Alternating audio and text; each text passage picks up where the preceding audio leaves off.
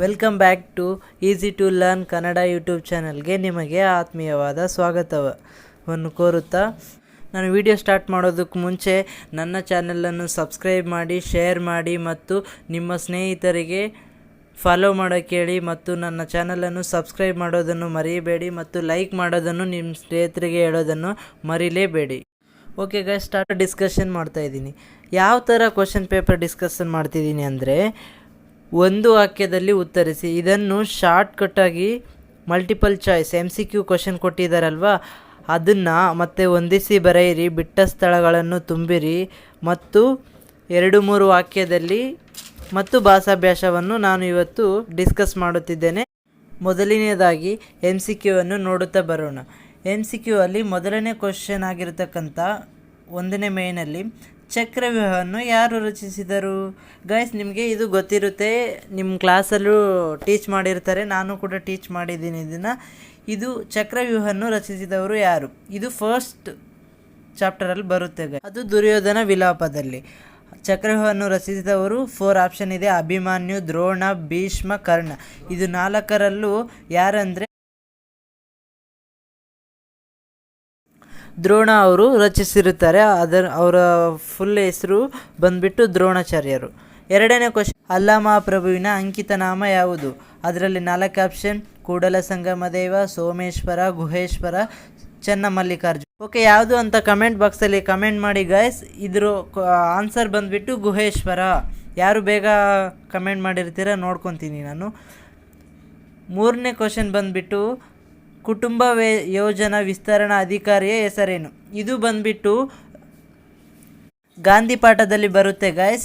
ಗಾಂಧಿ ಪಾಠ ಅದರಲ್ಲಿ ಬರ್ತಕ್ಕಂಥ ಯೋಜನಾ ವಿಸ್ತರಣಾ ಅಧಿಕಾರಿ ಅವರು ನರಸಿಂಹಮೂರ್ತಿ. 2ನೇದು ಬಂದುಬಿಟ್ಟು ಕರಿಸಿದ್ದೇಗೌಡ, 3ನೇದು ಬಂದುಬಿಟ್ಟು ಬುಕ್ಕೇಗೌಡ ಗಾಂಧಿ. ಇದು 4ರಲ್ಲಿ ಮೊದಲನೇದಾಗಿರ್ತಕ್ಕಂಥ ನರಸಿಂಹಮೂರ್ತಿಯವ್ರದ್ದು ಸರಿಯಾದ ಉತ್ತರವಾಗಿರುತ್ತೆ ಗೈಸ್. 4ನೇದು ಬಂದುಬಿಟ್ಟು ಬೋಳೆಶಂಕರನ ಊರು ಯಾವುದು? ಬೋಳೆಶಂಕರನ ಊರು ಯಾವುದು ಗೈಸ್? ಕಮೆಂಟ್ ಓದ್ತೀನಿ ನೋಡಿ ನಾನು. ಎ ಬಂದುಬಿಟ್ಟು ಹರಿಹರಪುರ, ಶಿವಪುರ, ಶ್ರೀರಾಮಪುರ, ಕೈಲಾಸಪುರ. ಇದು 4ರಲ್ಲಿ ಬಂದುಬಿಟ್ಟು ಬಿ ಆನ್ಸರ್ ಆಗಿರುತ್ತೆ ಗೈಸ್, ಅದೇ ಶಿವಪುರ. ಇದು 5ನೇದು ಕ್ವಶನ್ ಬಂದುಬಿಟ್ಟು ಆ ಅಂತ ಇರುತ್ತೆ, ಮಹಾಪ್ರಾಣ. ಅದು ಬಂದುಬಿಟ್ಟು ಹೊಂದಿಸಿ ಬರೆಯಿರಿ. ನಾನು ಆನ್ಸರ್ ಹೇಳ್ಬಿಡ್ತೀನಿ ಗಾಯ್ಸ್. ರನ್ನ, ಅಕ್ಕ ಮಹಾದೇವಿ, ಹರಿಹರ. ಇದು ಕ್ವಶನ್ ಆಗಿರುತ್ತೆ. ಆನ್ಸರ್ ಬಂದುಬಿಟ್ಟು ಕೂಡ ಅವರೇ ಕೊಟ್ಟಿರ್ತಾರೆ: ರಗಳೆ ಕವಿ, ಸಾಹಸ ಭೀಮ ವಿಜಯ, ಚನ್ನಮಲ್ಲಿಕಾರ್ಜುನ. ಇದಕ್ಕೆ ಆನ್ಸರ್ ಬಂದುಬಿಟ್ಟು ಎಗೆ ಆನ್ಸರ್ 2ನೇದಾಗಿರುತ್ತೆ, ಸಾಹಸ ಭೀಮ ವಿಜಯ. 2ನೇದಕ್ಕೆ ಅಕ್ಕ ಮಹಾದೇವಿ. ಇದಕ್ಕೆ ಆನ್ಸರ್ ಬಂದುಬಿಟ್ಟು ಚನ್ನಮಲ್ಲಿಕಾರ್ಜುನ.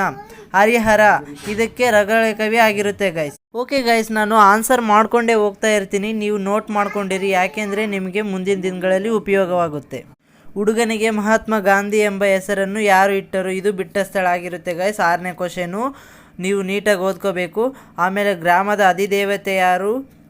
ಮತ್ತು ರಾಗಿಗೆ ಡ್ಯಾಶ್ ವರ್ಷಗಳ ಇತಿಹಾಸವಿದೆ. ಇದು ಡ್ಯಾಶಸ್. ಇದು ಮೊದಲೇದಕ್ಕೆ ಬಂದುಬಿಟ್ಟು ಆ ಆನ್ಸರ್ ಕರಿಸಿದ್ದೇಗೌಡ, ಹುಡುಗನಿಗೆ ಹೆಸರಿಟ್ಟವನು ಕರಿಸಿದ್ದೇಗೌಡ. 2ನೇದು ನಾಗಮ್ಮ. 3ನೇದು ಬಂದುಬಿಟ್ಟು ರಾಗಿಗೆ 4 ವರ್ಷಗಳ ಇತಿಹಾಸವಿದೆ ಗೈಸ್. ಇದಿಷ್ಟು ನಮ್ಮ 1 ಮಾರ್ಕ್ ಕ್ವಶನ್ ಆಗಿರುತ್ತೆ. ಆಮೇಲೆ ನಾನು ಹೋಗೋದೇನೆಂದರೆ ಭಾಷಾಭ್ಯಾಸ ಗೈಸ್. ಭಾಷಾಭ್ಯಾಸದಲ್ಲಿ ಬಂದುಬಿಟ್ಟು ಕೆಳಗಿನ 2 ಪದಗಳಿಗೆ ಅರ್ಥ ಬರೆಯಿರಿ ಅಂತ ಕೊಟ್ಟಿರ್ತಾರೆ ಫಸ್ಟ್ ಮೈನಲ್ಲಿ. ಅದಕ್ಕೆ ಒಂದು ಬಂದುಬಿಟ್ಟು ರುಧಿರ, ಹಂಗುಲ, ಗಿರವಿ. ಈ 3 ಪದಗಳು ಕೊಟ್ಟಿರ್ತಾರೆ. ನೀವು ಯಾವುದಾದ್ರೂ 2 ರುಧಿರಕ್ಕೆ ನಾನು 2 ಪದಗಳನ್ನು ನೀವು ಬರೀಬೇಕು. ನಾನು ಹೇಳ್ತೀನಿ ನೋಡಿ. ರುಧಿರ ಅಂದರೆ ರಕ್ತ ಅಥವಾ ನೆತ್ತರ. ಅಂಗುಲ ಅಂದರೆ ಖಡ್ಗ, ಉಳು ಬರುತ್ತೆ, ಅಂಗುಲದ ಉಳು ಅಂತ. ಮತ್ತು ಅಳತೆ ಕೂಡ ಬರುತ್ತೆ ಗೈಸ್. ಅಳಿಬಹುದು ಅದು ನಾವು ಅಳತೆಯಿಂದ 1 ಅಡಿ 2 ಅಡಿ ಅಂತ. ಆಮೇಲೆ ಮತ್ತೆ ಗಿರಿವಿ ಅಂತ ಬಂದರೆ ಅಡ ಇಡುವುದು, ಒತ್ತೆ ಇಡುವುದು ಅಥವಾ ಆಧಾರವಾಗಿ ಇಡುವುದು. ಇದಕ್ಕೆ ನಾವು ಗಿರಿವಿ ಅಂತೀವಿ ಗೈಸ್. ಗಿರಿವಿ ಅಂದರೆ ವೆಪನ್ ಆಗಿ ಕೊಡೋದು ನಾವೇನಾದರೂ, ಅದಕ್ಕೆ ಅದ್ರ ಬದಲಾಗಿ ಅವ್ರ ದುಡ್ಡು ಅಥವಾ ಏನಾದರೂ ಒಂದು ಕೊಡೋದು.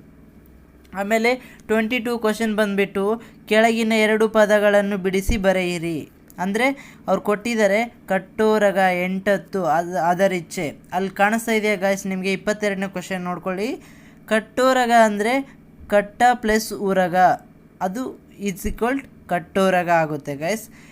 ಎಂಟತ್ತು ಬಿಡಿಸಿ ಬರೆದಾಗ ಯಾವ ಥರ ಆಗುತ್ತೆ ಗೈಸ್? 8 + 10 ಎಂಟತ್ತು. ಆಮೇಲೆ ಮೂರನೇದು ಬಂದುಬಿಟ್ಟು ಅದರ ಇಚ್ಛೆ, ಅಂದರೆ ಅದನ್ನು ಬಿಡಿಸಿ ಬರೆದಾಗ ಅದರ ಪ್ಲಸ್ ಇಚ್ಛೆ, ಅಲ್ಪ ಪ್ರಾಣ ಹೀಗೆ ಬರುತ್ತೆ ಗೈಸ್, ಅದು ಅದರ ಇಚ್ಛೆ ಆಗುತ್ತೆ ಗೈಸ್. ಆಮೇಲೆ 23ನೇ ಕ್ವಶನ್ ಬಂದುಬಿಟ್ಟು ಕೆಳಗಿನ 2 ಪದಗಳ ವಿರುದ್ಧಾರ್ಥಕ ಪದ ಬರೆಯಿರಿ. ಆರೋಗ್ಯ, ಆಡಂಬರ, ಪರಿಚಿತ. ಆರೋಗ್ಯಕ್ಕೆ ಆಪೋಸಿಟ್ ಅನಾರೋಗ್ಯ, ಆಡಂಬರ ನಿರಾಡಂಬರ, ಪರಿಚಿತ ಅಪರಿಚಿತ. ಇಷ್ಟು ಬರೆದ್ರೆ ಸಾಕು ಗೈಸ್, ನಿಮಗೆ 2 ಮಾರ್ಕ್ಸ್. ಮೂರಲ್ಲಿ ಯಾವುದಾದ್ರೂ 2 ಬರೀಬೇಕು ಗೈಸ್, ಆವಾಗ ಮಾತ್ರ ನಿಮಗೆ 2 ಔಟ್ ಆಫ್ 2 ಸಿಗುತ್ತೆ guys. Okay guys, next question ನಾನು ಏನು ಹೇಳ್ತೀನಪ್ಪ ಅಂದರೆ, ಗಾದೆಗಳನ್ನು ವಿಸ್ತರಿಸಬೇಕು. ನಾವು ಈ ಕೆಳಗಿನ ಗಾದೆಗಳನ್ನು ವಿಸ್ತರಿಸಬೇಕು. ಅದು 4 ಮಾರ್ಕ್ಸ್ ಕ್ವಶನ್ ಆಗಿರುತ್ತೆ, ಮತ್ತು ಪತ್ರಲೇಖನ ಬರೆಯಬೇಕಾಗಿರುತ್ತೆ. ಇದು 40 ಮಾರ್ಕ್ಸ್ ಕ್ವಶನ್ ಪೇಪರ್ ಗೈಸ್. ನಾನು ನಿಮಗೆ ಸುಮ್ಮನೆ ರೆಫರೆನ್ಸಿಗೆ ಮಾತ್ರ ತೋರಿಸ್ತಾ ಇದ್ದೀನಿ. ನೀವು 80 ಮಾರ್ಕ್ಸ್ ಕ್ವಶನ್ ಪೇಪರ್ ನಾನು ಇನ್ನು ಮುಂದಿನ ದಿನದಲ್ಲಿ ಬಿಡ್ತೀನಿ ಗೈಸ್, ಆವಾಗ ನೀವು ನೋಡ್ಕೋಬೋದು. ಇದು ರೆಫರೆನ್ಸ್ಗೆ ಈ ಕ್ವಶನ್ನ ನೀವು ಓದ್ಕೋಬೇಕು, ಆವಾಗ ಮಾತ್ರ ನೀವು ಪಾಸ್ ಆಗಲಿಕ್ಕೆ ಸಾಧ್ಯ. ನಾನು ಇದಿಷ್ಟು ಏನು ಹೇಳಿದ್ದೀನಲ್ವ ಗೈಸ್, ನೀವು 50% ಓಕೆ ಅಂದರೆ 180ಕ್ಕೆ 40 ಮಾರ್ಕ್ಸು ನೀವು ನಿಮ್ಮ ಕೈಯಲ್ಲಿದೆ ಅಥವಾ ಇದ್ದಾಗೆ. ನಾನು ಹೇಳ್ತಕ್ಕಂಥದ್ದು 40 ಮಾರ್ಕ್ಸ್ ನಿಮ್ಮ ಕೈಯಲ್ಲಿದ್ದಾಗೆ ಇದಿಷ್ಟು ಭಾಷಾಭ್ಯಾಸ, 1 ಅಂಕದ ಪ್ರಶ್ನೆಗಳು ಮತ್ತು 2 ಅಂಕದ ಪ್ರಶ್ನೆಗಳು. ಇನ್ನು ನೀವು ಔಟ್ ಆಫ್ ಸ್ಕೋರ್ ಮಾಡಬೇಕಂದ್ರೆ ಔಟ್ ಆಫ್ 80 ನೀವು ಸ್ಕೋರ್ ಮಾಡಬೇಕಂದ್ರೆ ಗಾಯ್ಸ್, ನಾನು ಹೇಳ್ತೀನಿ ನೋಡಿ, 3 ಅಂಕದ ಪ್ರಶ್ನೆ ಅದೇ ಸಂದರ್ಭ, 4 ಅಂಕದ ಪ್ರಶ್ನೆ ಅಂದರೆ ಯಾವುದು ಗೈಸ್? 5-6 ವಾಕ್ಯದಲ್ಲಿ ಉತ್ತರಿಸಿ. ಇದನ್ನು ಪದ್ಯ, ಗದ್ಯ ಮತ್ತು ನಾಟಕವನ್ನು ನೀವು ಕಲ್ತ್ಕೊಂಡ್ಬಿಟ್ರೆ ಪರ್ಫೆಕ್ಟ್ ಆಗಿಬಿಟ್ರೆ ಸಾಕು ಗೈಸ್, ನೀವು ಔಟ್ ಆಫ್ 80 ತೊಗೋಬೋದು. Please concentrate in your learning. This is your learning moment guys. ಅದಕ್ಕೆ ನೀವು ಓದೋ ಟೈಮಲ್ಲಿ ಓದಬೇಕು, ಆಡೋ ಟೈಮ್ದಲ್ಲಿ ಆಡಬೇಕು. ಇವಾಗಲೇ ನೀವು ಓದೋಕ್ಕೆ ಸ್ಟಾರ್ಟ್ ಮಾಡಿದರೆ ನಿಮ್ಮ ಎಕ್ಸಾಮಲ್ಲಿ ನೀವು ಸ್ಕೋರ್. ಓಕೆ ಗೈಸ್, ನಾನು ನಿಮಗೆ ರೆಫರೆನ್ಸ್ಗಾಗಿ ಸ್ವಲ್ಪ ಕ್ವಶನನ್ನು ಡಿಸ್ಪ್ಲೇ ಮಾಡ್ತಾ ಇದ್ದೇನೆ ನೋಡಿ, ಅದನ್ನು ನೋಡಿಕೊಂಡು ನೀವು ಸ್ವಲ್ಪ ರೆಫರ್ ಮಾಡಿಕೊಂಡು ಓದ್ಕೊಳ್ಳಿ.